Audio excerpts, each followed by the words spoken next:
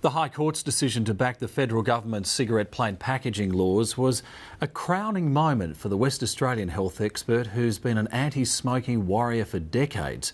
Professor Mike Daube headed the federal task force which recommended the change, which now has Australia at the leading edge of the global anti-smoking movement. He's now confident the days of smoking being a major public health issue in this country are numbered. He joined me earlier. Professor Daube, welcome to the program. Thank you. The tobacco industry took this case to the High Court and lost. You say it's their worst defeat ever, but are they defeated? That's the question. It's certainly an amazing win. I've just never known anything like it, and it's a win in Australia. It's a win because it's a global precedent that will be followed. It's a win because it shows that we can beat the tobacco industry. But that said, this industry has been selling cigarettes for 60 years, knowing them to be lethal. They won't stop. They've lost in the High Court. They will try international treaty challenges. They're going to lose those. Their case just isn't there. So I think what they'll do here is probably try taking a loss on cigarettes, cutting prices a bit so they can keep people smoking, but the government can deal with that through tax mechanisms. So I think, yep, they're losing bad in Australia. They're losing in developed countries now. What just terrifies me is they're still winning in developing countries. Even today, there's an article in The Lancet that talks about the magnitude of the problem. 300 million smokers in China, 110 million in India. That's where they're going to make their profits from this lethal product. Now, they're already talking about a series of legal challenges. Do they have any legal avenues left in Australia, or is that it? In Australia, they're done. They've lost in the High Court. They've lost another challenge today on a freedom of information issue in the High Court.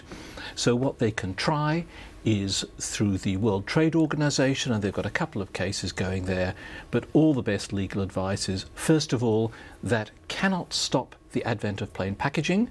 Second, if anything happens, it'll take years. And third, they're going to lose yet again. But they will keep trying because this is the tobacco industry.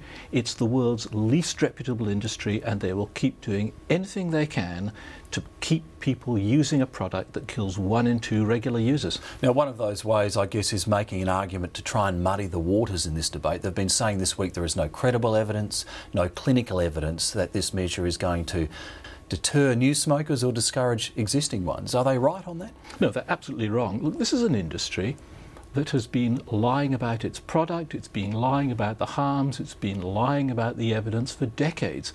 I don't think anybody believes them anymore. I suspect sometimes they don't believe it themselves either. Whenever you try something new, they say, no, you can't do that because it's never been done before. They say it won't work, and then it does work. And just think of the pack. Tobacco industry internal documents that we have, confidential documents, show that the pack is absolutely crucial to them as a marketing device.